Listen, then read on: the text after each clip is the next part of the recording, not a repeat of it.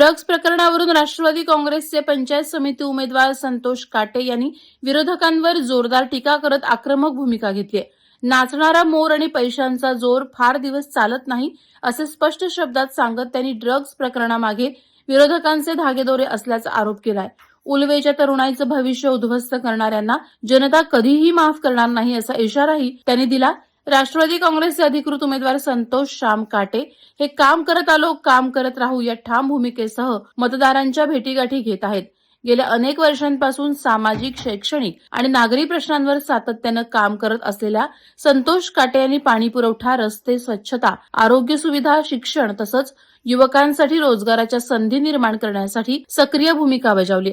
प्रचारादरम्यान नागरिकांनी उत्स्फूर्त प्रतिसाद देत घड्याळ चिन्हाला मतदान करण्याचा निर्धार व्यक्त केलाय. मी माझे नेते राष्ट्रवादी काँग्रेस पक्षाचा जो मला एबी फॉर्म जो दिलेला आहे, जी मला उमेदवारी दिलेली आहे, महाराष्ट्राचे नेते माझे दैवत सन्माननीय श्री अजितदादा पवार साहेब यांचे देखील मी आयुष्यभर उपकार विसरू शकत नाही. कारण त्यांनी एक सामान्य कार्यकर्त्याला त्यांनी उमेदवारी दिली. कारण आजच्या डेटला राष्ट्रवादी काँग्रेस पक्ष असाच आहे की जो गोरगरीब कष्टकऱ्यांसाठी आहे. त्यासोबत माझे सन्माननीय नेते रायगडचे भाग्य विधाते सन्माननीय सुनीलजी तटकरे साहेब यांनी आम्ही जी राष्ट्रवादी काँग्रेस पक्षामार्फत 7 वर्ष इथं जी कामं जी केली त्याची दखल घेतली व एक सामान्य कार्यकर्त्याला त्यांनी तिकीट दिली. त्याबद्दल मी सन्माननीय माझे नेते सुनीलजी तटकरे साहेब, माझ्या नेत्या महिला बालविकास मंत्री आदित्यताई तटकरे व उल्वे शहरमधील माझी संपूर्ण टीम, ज्यांनी राष्ट्रवादी काँग्रेस पक्षामार्फत माझी उल्वे नियोजन समितीची टीम, महिला मंडळ, ज्यांनी जनतेने हे म्हणलं की नाही राष्ट्रवादी काँग्रेस पक्षाच्या संतोष काटे यांना तिकीट मिळालीच पाहिजे, उमेदवारी मिळालीच पाहिजे. त्यामुळे मला ही उमेदवारी मिळाली. उलवेमध्ये समस्या ह्या रस्त्याच्या होत्या, सिग्नलच्या होत्या. इथं रस्त्यावरती आपण ज्यावेळेला सेक्टर 19मध्ये छत्रपती शिवाजी महाराज चौकमध्ये जर आलात तर तिथं लोक एकमेकाची डोकी फोडायची.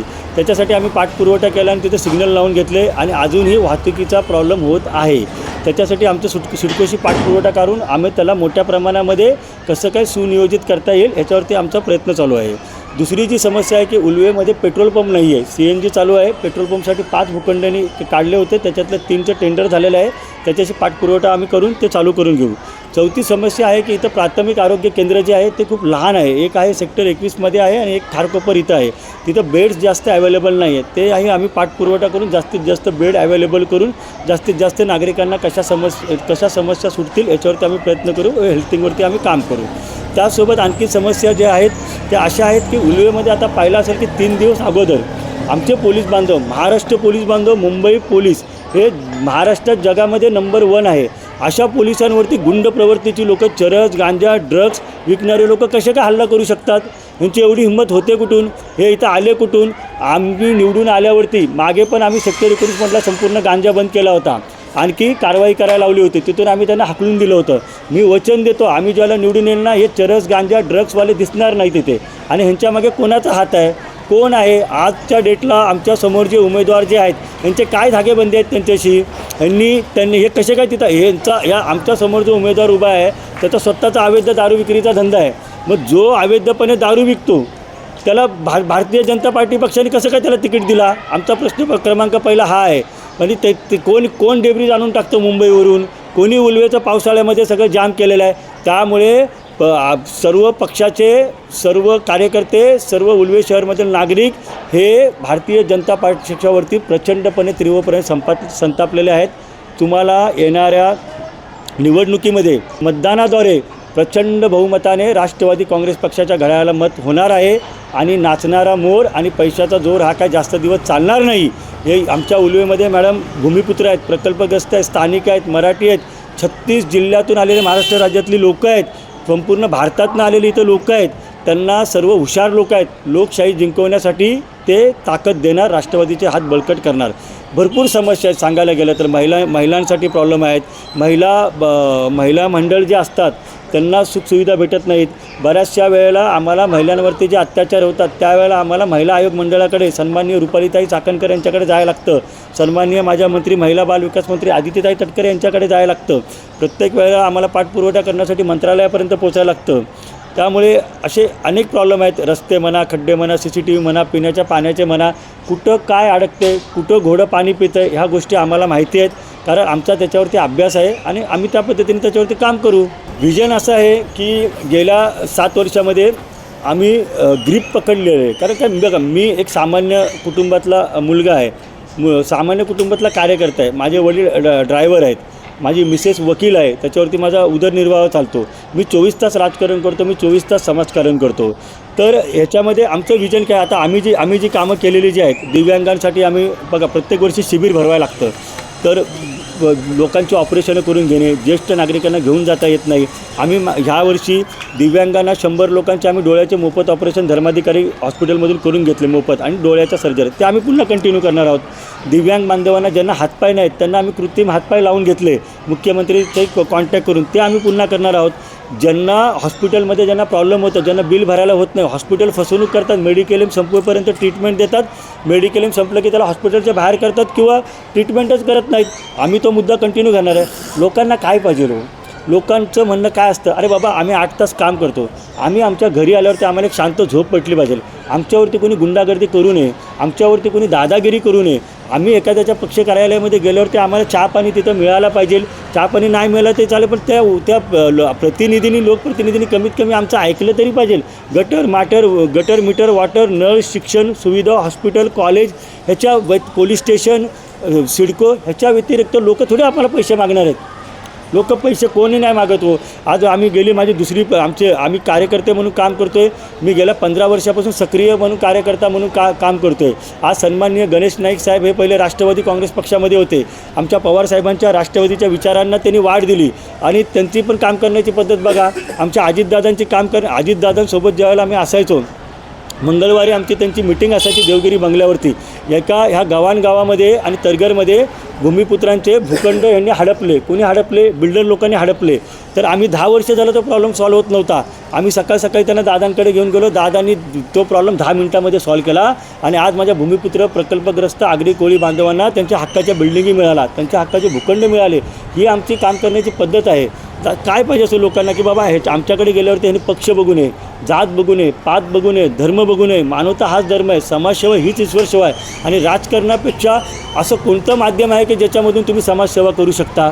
त्या पद्धतीने आम्ही त्याच्यामध्ये काम करत होतो. लोकांना काही नाही पाहिजे, लोकांचे साधे सिंपल पाहिजे. तर रस्ते, वीज, नळ, मीटर, हॉस्पिटल, कॉलेज, शिक्षण आणि आम्हाला जय महाराष्ट्र करा, एवढंच लोकांची इच्छा आहे. हे बघा, ही जी आपण उरणमध्ये आपण पाहिलात, तिथेही त्यांनी हायटेक वापरला होता, तिथेही त्यांनी अपप्रचार केला भाजपवाल्यांनी, त्यांना ते भोगावं लागलं तिकडं. सेम उरण पार्ट 2 उरण विधानसभेमध्येच आमची उलवे येते. हे यांनी करोडो रुपये घेऊन, ह्यांनी 100 करोड वाटू द्या. किती वाटू द्या? मी आज चॅलेंज करतो, 33,000 मतदान आहे ना, यांनी 100 करोड वाटू द्या. हे 100% पडणार. कारण त्याचं कारण काय आहे माहीत आहे का, की ह्यांनी जो उमेदवार जो दिलेला आहे तो चुकीचा उमेदवार दिलेला आहे. अरे तुम्ही मोदी साहेबांच्या नावावरती किती म्हणजे फसवणूक करणार लोकांची. नरेंद्र मोदी साहेब हे का त्यांचे एकट्याचे पंतप्रधान नाहीत, आमचे पण पंतप्रधान आहेत. आम्ही पण NDAमध्ये महाराष्ट्रामध्ये आहोत. पण त्या पद्धतीने प्रत्येक ही लढाई जी आहे ही कार्यकर्त्याची. आणि स्थानिक स्वराज्य संस्था म्हणजे काय, स्थानिक लेवलला कोण कार्यकर्ता काम करतो ही त्याची निवडणूक आहे. आणि आज मला सांगा, आज कुठेतरी लोकशाही आणि पहिल्यासारखं जे मनामध्ये पहिलं राजकीय याच्यामध्ये एक मेळावा असायचा, एक आपुलकी असायची. सन्माननीय श्री गणपतरावजी देशमुख साहेब शेतकरी कामगार पक्षाचे, काय ह्यांना राष्ट्रवादी काँग्रेस पक्षाने मदत नाही केली?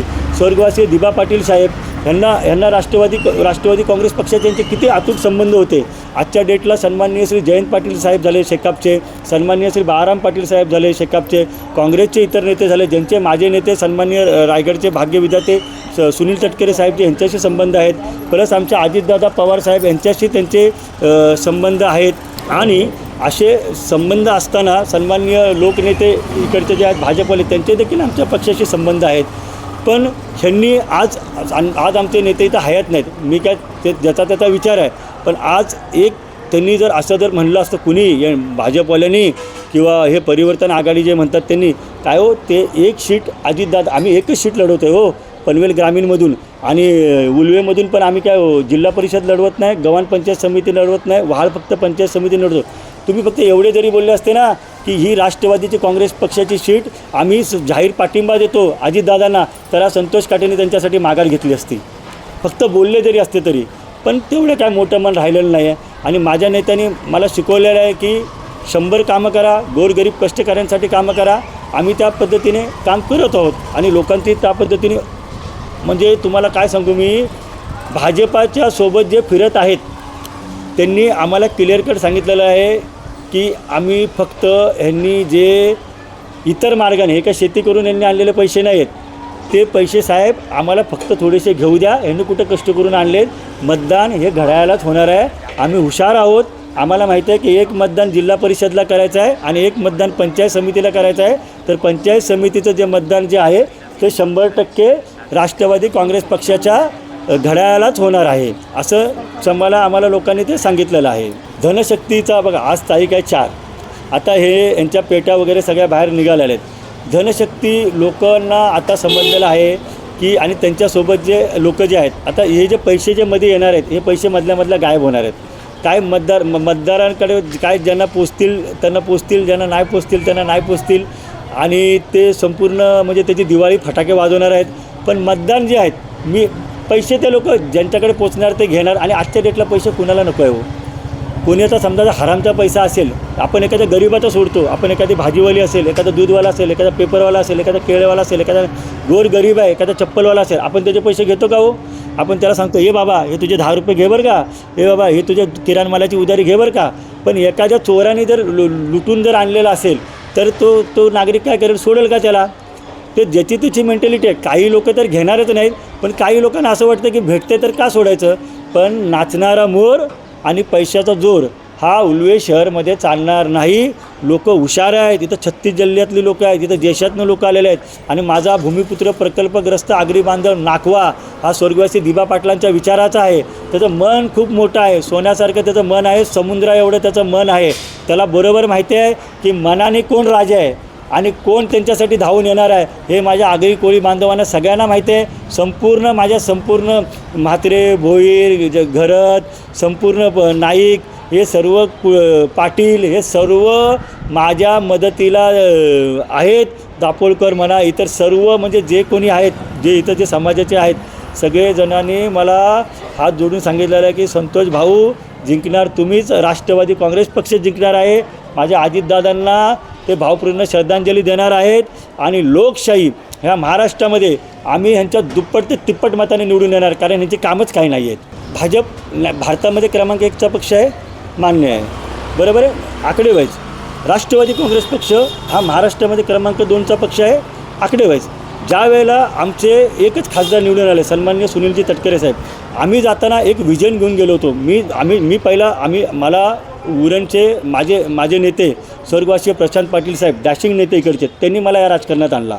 8 ते 10 वर्ष अगोदर मी नवी मुंबईमध्ये काम करायचो. भाऊ मला बोलले की अरे संतोष, हे कॉस्मोपॉलिटन सिटी आहे, इथं बाहेरून सर्व जातीचे धर्माचे लोक आलेले आहेत, तर तुला इथं नवी मुंबईमध्ये काम न करता तू उल्वेमध्ये काम कर. त्यांनी मला उल्वेचा सरचिटणीस केला. सरचिटणीस केल्यानंतर त्यांनी मला उल्वेचा अध्यक्ष केला. मी अध्यक्ष झाल्यानंतर ज्या वेळेला पार्टी NDAमध्ये गेली, कारण सत्तेशिवाय शांत पण नाही असं म्हणलं जातं, मग आम्ही त्या विचाराने चर्चा केली. मी जाताना भाऊंना सांगूनच गेलो होतो, आम्ही सोबतच होतो आदल्या रात्री. मग आम्ही तिकडे गेल्यावरती आम्ही प्रचंड कामं केली. म्हणजे मंत्रालयावरती आमचा कंट्रोल आहे, सिडकोवरती आमचा कंट्रोल आहे, तहसील, तलाठी, पोलीस स्टेशन, गृहमंत्री, राज्यमंत्री, कोणाशी सांगा डायरेक्ट संतोष काटे बोलतो आणि डायरेक्ट अपॉइंटमेंट असते. दादा तर माझ्यावरती खूप प्रेम करायचे. मंगळवारचे 7 वाजताचे अपॉइंटमेंट द्यायचे. कॉलनीतली लोक मतदान काय करणार? कारण आणि कॉलनीतलेच लोकांनी मला का मतदान केलं पाहिजे? भूमिपुत्रांनी गाववाल्यांनी पण मला मतदान केलं पाहिजे ना. अरे मी त्यांच्या हक्काचा माणूस आहे. मी लोकांना काय पाहिजे असतं की उमेदवार ठेकेदार पाहिजे असतो की लोकांच्या समस्या जाणणारा पाहिजे असतो. कॉलनीतल्या लोकांना पण आणि भूमिपुत्रांना पण त्यांच्यासमोर उमेदवार जे आहेत ते ठेकेदार आहेत, डेब्रीज माफी आहेत, बरोबर आहे, अवैध धंदे करणारे आहेत. आम्ही एक प्रामाणिक कार्यकर्ता आहे आणि प्रामाणिक कार्यकर्त्याला लोकांची जाण असणारा कार्यकर्ता आहे. त्यांच्या गटर, मीटर, वाटर, नळ, पाण्याची समस्या, शिक्षणाची समस्या, संतोष काटेचा फोन 24 तास चालू असतो. त्यामुळे ते संपर्क आम्हालाच करणार आणि जे मतदान आहे ते राष्ट्रवादी काँग्रेस पक्षालाच करणार. आणि हे काय देऊन काय 15 लाख काय मताला देणार आहेत का? हे काय यांच्या काय 5 वर्षासाठी काय यांचा काय किराणा बाजारचा माल भरणार आहेत का? त्यामुळे असं काहीसुद्धा होणार नाही आहे. ह्यांनी नवी मुंबई विमानतळला भूमिपुत्र प्रकल्पग्रस्त या संतोष काटेला का मतदान करणार ते सांगतो. नवी मुंबई विमानतळला हे भरत नव्हते, कॅन्डिडेट भरत नव्हते. तिथं मी आंदोलन केला, माझ्यावरती गुन्हा दाखल झाला. गुन्हा दाखल झाल्यानंतर लगेच दुसऱ्या दिवशी यांनी 750 भरती केल्या. त्याच्यानंतर यांनी भरती करायला चालू केलं. क्रिस्टल कंपनी, प्रसाद लाड साहेबांची, BVG कंपनी, हनुमान गायकवाडांची आणि आणखी एक कंपनी. त्यांना पगार किती देतात? ते फक्त 18 ते 20 हजार. मी आज वचन देतो, तुम्ही प्रेसमध्ये रेकॉर्डिंग करा. हा संतोष काटे निवडून आल्यावरती नाही ना प्रत्येकाचा 50,000 रुपये पगार करायला लावला तर तुम्ही बोलेल ते हारेल मी, कारण त्याचा आमच्याकडे अभ्यास आहे. आम्ही हवेत गोळ्या मारत नाही आहेत. आम्हाला माहिती आहे कामगार कायदा काय म्हणतो, कशा पद्धतीने त्यांना ते पगार भेटले पाहिजेत. माझ्या भूमिपुत्रांचे काही लोकांचे भूखंड अडकलेले आहेत, काही लोकांचे मच्छीमारांचे प्रकल्पग्रस्तांचे पैसे नाही भेटलेले आहेत. तुम्ही ज्या इमारती ज्या उभ्या करता त्या इमारतीमध्ये कॉलनीमध्ये जर एखाद्याच्या इमारतीमध्ये जर 40 फ्लॅट असतील तर 40 पार्किंग असायला पाहिजेत. तिथं 20च पार्किंग कशा काय, 20 गाड्या काय बाहेर लागणार काय. ताई आम्ही मला महिन्याला चप्पल बदलायला लागते, प्रत्येक महिन्याला बुटं बदलायला लागतात. कारण काय एवढं घासतो आम्ही मंत्रालयापासून शिड्या चढून सरकारी कामं कशी असतात ते तुम्हाला तर माहीत आहे. आम्ही त्या पद्धतीने पाठपुरवठा करतो आणि त्याचा आम्हाला अभ्यास आहे. नगर विकास विभागाशी आम्ही पाठपुरवठा करून धोरण घेऊन आलो, GR काढला, जेवढे फ्लॅट तेवढे पार्किंग, ही आमची काम करण्याची पद्धत आहे. सन्माननीय अजितदादा पवारसाहेब म्हणजे हे आमचे दैवत आहेत आणि ही घटना व्हायलाच नव्हती पाहिजे. हे पंचायत समिती काय पद आहे हो, मी शहराचा अध्यक्ष आहे. हे आमदार खासदार मंत्री सगळे अशा लाईनीत बसायचे असायचे ना, तिथं दादा असा बाजूला बसवायचा. बोला तर बस संतोष काय पाहिजे सांग, काय काम करायचं. कारण दादाला माहीत होतं की माझ्या कार्यकर्त्याच्या तिथे आमदार नाही आहे, तिथं आमच्या पक्षाचा खासदार नाही आहे. कारण मावळला खासदार श्रीरंग आप्पा बारणे साहेब आहे, ते पण माणूस देव माणूस आहे, चांगला माणूस आहे. आप्पा बारणे खरंच चांगले आहेत, फोन उचलतात, काम करतात. आम्ही खासदार गेलं त्यांचं काम केलं, जे खरं आहे ते खरं आहे. आमदार गेलं पण मी सन्माननीय महेश बालदी साहेब यांचं मी काम केलं. त्यांना दमदार आमदार संतोष काटे पुकारणारा माणूस आहे, ज्यावेळेला ते माझ्या शिवजयंतीला आले होते. पण आमचं विजन काय, कामं केले पाहिजेत. त्यांनी जर चांगला उमेदवार दिला असता आमदार महेश बालदी साहेबांनी तर मी उभाच राहिलो नसतो. किंवा परिवर्तन आघाडीवाल्यांनी त्यांनी सीटमध्ये जर आम्हाला जर घेतलं असतं की नाही बाबा आपल्याला लोकशाही जर जिवंत ठेवायची आहे, तरी देखील मी उभा राहिलो नसतो. बघा मी जनरल कास्टमध्ये येतो, मी ओपनमध्ये येतो, मला हे माहीतच नव्हतं की मी इलेक्शनला उभा राहणार आहे. घडलं कसं, आम्ही 8 वर्ष फक्त काम करत गेलो आणि अचानक हा वाढ झाला जनरल, आणि तो पण पुरुष झाला. पुरुष झाल्यावरती मग तिकिटाचं चालू झालं. मग मी सगळ्यांना विचारायला चालू केलं, अरे कोणी इलेक्शन लढतं का, कोणी म्हणजे लढाई करायला पुढे यायला कोण तयारच होईना. म्हणलं नाही ना, म्हणलं धन दांगडे लोक आहेत, ह्यांच्यासमोर कोण लढणार, लोक विकली जातात, लोक असं करतात, लोक तसं करतात. मी म्हणलं असं म्हणलं असतं तर मग छत्रपती शिवाजी महाराज, छत्रपती संभाजी महाराज, फुले, शाहू, आंबेडकर, नेताजी सुभाषचंद्र बोस, भगतसिंग, राजगुरू, सुखदेव, लोकमान्य टिळक, अरे यांचं बलिदानाची किंमत काय. आम्ही इतिहास वाचून मोठं झालो आहे. आम्ही स्वर्गीय अब्दुल कलाम साहेबांना मानतो, आम्ही यशवंतराव चव्हाणांना मानतो. म्हणलं काय होईल ते म्हणलं जर असं तर आपण प्रयत्न करू. आम्ही प्रयत्न केला तरी पण मला तिकीट दिली नाही. मला रात्री या लोकांनी 12 वाजता पाठवला. मी कर्नाळ्याला माझ्या सहकाऱ्यांसोबत रात्री जेवलो, रात्री घरी 1 वाजता येऊन झोपलो. गाडीमध्ये पेट्रोल नाही, काय नाही. सकाळी मला सन्माननीय आमचे नेते तटकरे साहेबांच्या कार्यालयामध्ये आमचं बोलणं झालं आणि सांगण्यात आलं की बाळा तुझा AB फॉर्म ठेवलेला आहे, तू एवढी कामं केलेले आहेत, तुला तिकीट नाही देणार, मग कुणाला देणार. मी 100च्या स्पीडने गेलो, 120च्या स्पीडने आलो आणि 3ला 3 मिनटं कमी असताना आम्ही फॉर्म भरला. अशी तर ही आमची सुरुवात झालेली आहे. त्यामुळं दैवाच्या मनात होतं, त्याच्यापुढं कोण नसतं आणि त्या पद्धतीने ते तिकीट आम्हाला मिळालं. आमचा प्रचार जोरात झाला, सर्व घराघरामध्ये घड्याळ पोचवलेलं आहे आणि तुमच्यासारखी मीडिया आमच्यासोबत आहे. आणि अजितदादा पवार साहेबांचं जे कार्य आहे असा पुरुष होणे नाही, म्हणजे असं म्हणजे ते वेगळं द्रव्यच बनतं. देव ज्या वेळेला खाली एखाद्याला त्याला पाठवतो तो एक विशिष्ट व्यक्ती बनवून पाठवतो. ती जागा कोणी घेणे नाही.